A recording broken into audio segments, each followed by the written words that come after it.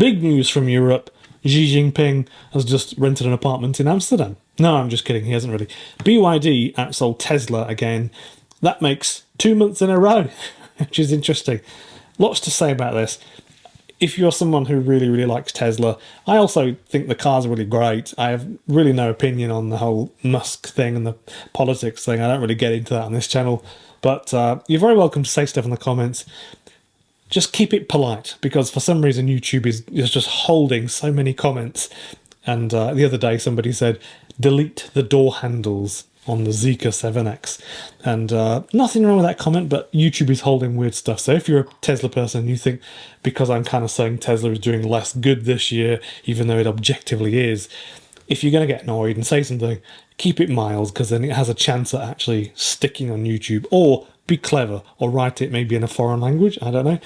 BYD sales, they are more than tripled in the last year in Europe, which is pretty crazy.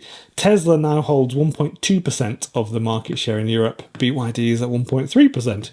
It sounds small, but it is actually a very big deal when you look at and compare that from 12 months ago. It's not the first time Tesla has slept. Hello folks, my name is benalexxander. Thank you very much for tuning in. I appreciate your time, I appreciate all the comments and the subscribers and all these people on screen who are the channel members and the patrons on Patreon. Please do consider subscribing to the channel and joining as a member if you want to. Only $2, $3, $4 a month, and it just helps me keep producing these videos. I do these on my own. I make them all the time. I write all the notes, and I do all the research and read everything on the internet. I email people back and forth. It's all on me. So basically, it does actually help when you do support and join on Patreon or YouTube members, but you don't have to. There is a free tier on Patreon. You can still get the same benefits. It's fine. I don't really mind that at all. That's really lovely. So, yeah. So today we're looking at BYD. They have passed Tesla in Europe, and what it means for the global EV race. It is, it's a game-changing race. I shouldn't say that either on YouTube anymore. There's so many people saying it.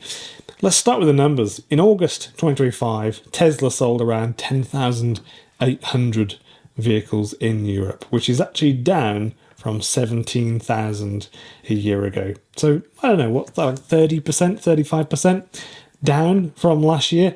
BYD sold almost 12,000 vehicles.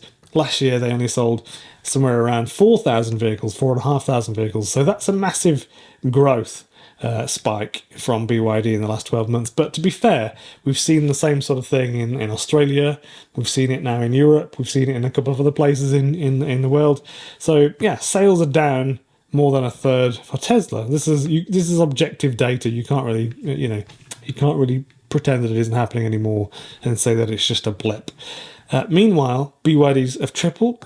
It shows momentum, and it shows that Tesla can't coast anymore. Obviously, this is really, again, this is not like an offensive thing, but it's fine to say, isn't it? I think we all kind of agree that Tesla have had an easier time in the last 5 or 10 years based on the fact that they've been going to play football and there is no opponent or anybody else. It's just them. Basically, they're playing it on their own. And nobody else is selling a decent car. There kind of was the Nissan Leaf and the BMW Mini, but they were really expensive and they had a crappy range, even though they were quite nice, to be honest. And I've spent a lot of time in them, obviously. I've had them. I've said this a few times now, just to take a minute as well. Sorry for all the slow uploads for the videos. Thank you for being patient. Still majorly bad issues with the chest. I got bronchitis, I think it was in December last year, and then I just had lots of burning and lots of pains and that sort of stuff.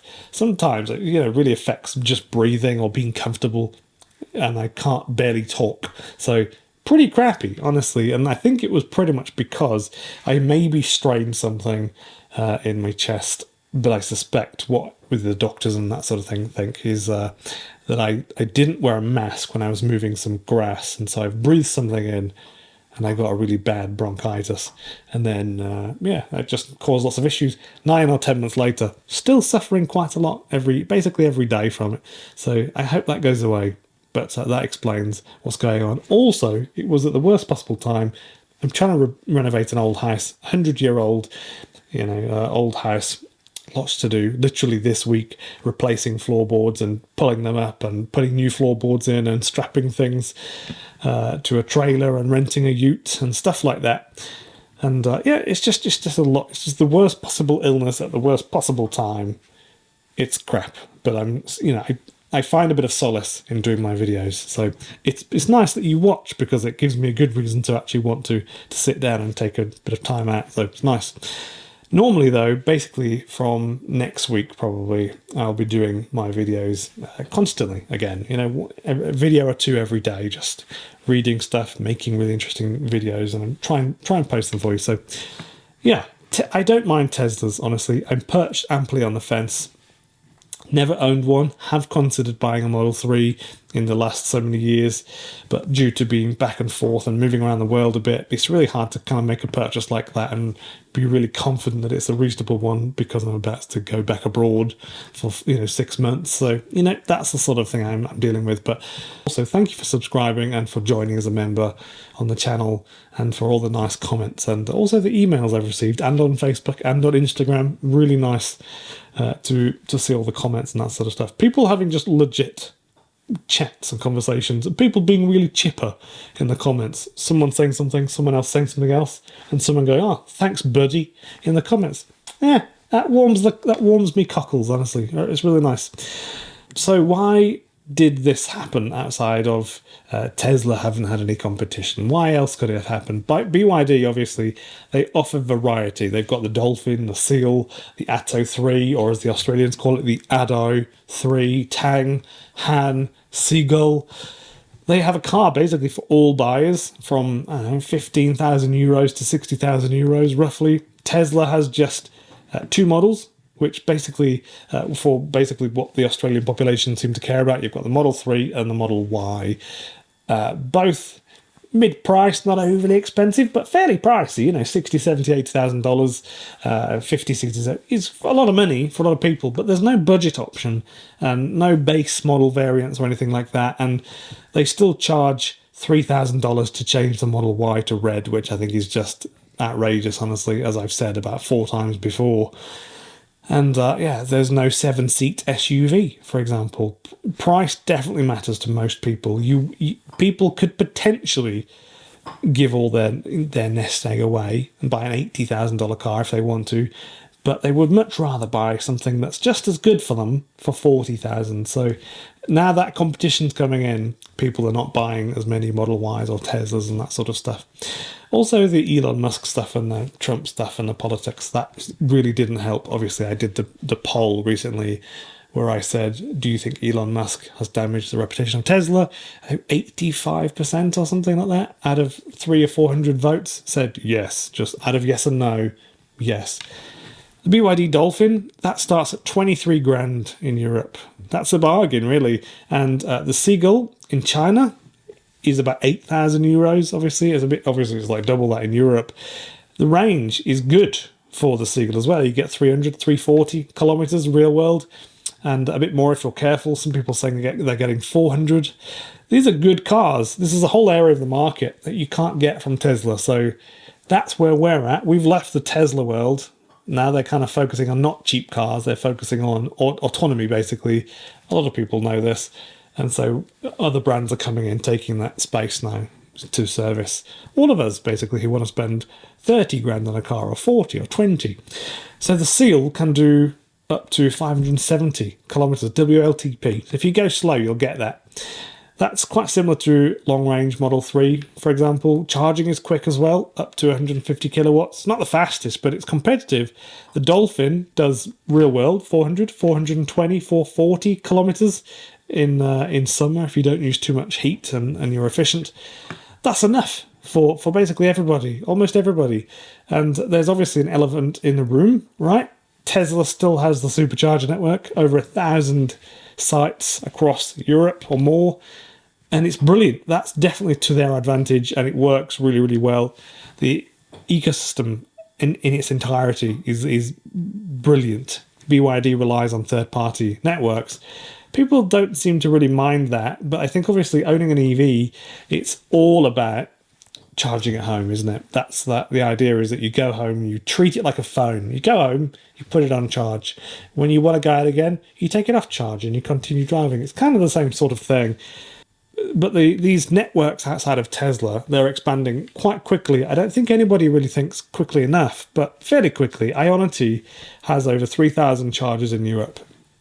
And other networks are building quite quick. There's obviously a lot of talk about voltages and the configuration of the batteries and the chargers and that sort of stuff. So even though we have rapid chargers, often a lot of people say they're not rapid enough.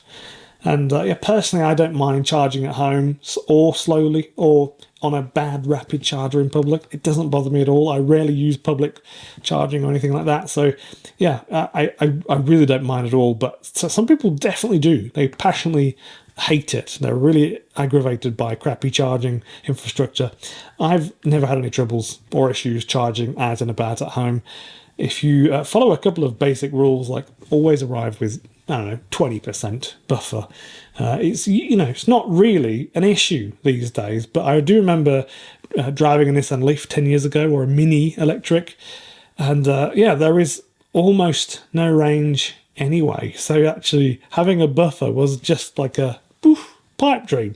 You definitely couldn't be thinking, make sure there's 50 kilometers of winter driving left in it. That just was never going to happen. So yeah, one of the things we need to think about is obviously Tesla supercharger convenience versus BYD's value. Which is more important to you? Please write it in the comments and let us all know out of the two which you think is the most important to you. Just a single word comment is fine. You don't need to go on a rampage in the comments if you don't want to. Most people do read the comments though, but only some people comment in the comments, so that's okay. The bigger picture, Tesla has long dominated Europe, obviously, and I say dominated because there's nobody else, to dominate. Basically, they were just the only ones really there doing cars that could do 200 miles or 350 kilometers for years.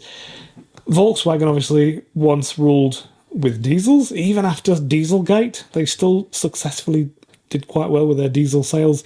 Now EVs are taking over. BYD shows how fast markets shift, really, really incredibly quick.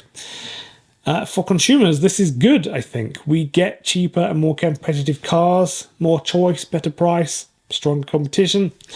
Tesla will be forced to react by this, basically. They've already lowered the price of the Model 3 and Y in Australia slightly to be more competitive with the Zeekr 7X when that came out, which I thought was rather amusing.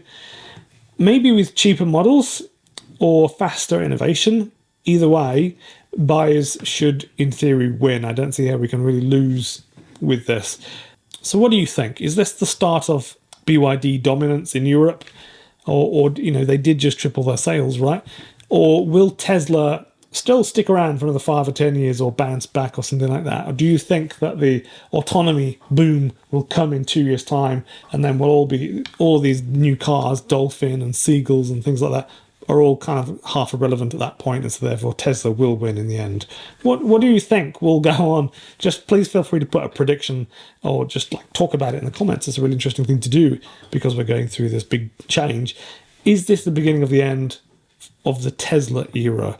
I think it potentially could be. I don't know for sure. Where they had an empty football pitch to walk around for years, are they going to leave that and kind of just fade into the background, and we'll move 10 years from now? We'll be thinking about Tesla very much. I'll be reading all the comments. Thank you very much for watching, and thank you again to the patrons on Patreon, even on the free tier. That's very lovely of you to join, and the members who keep this channel going, because you give a couple of dollars a month, and that enables me to do all of the videos myself. I don't get other people to do anything. It's literally just me doing it all. So yeah, appreciate your time. I hope you have a good afternoon, and I'm sorry about my throat being so broken and my chest. So yeah, have a good afternoon.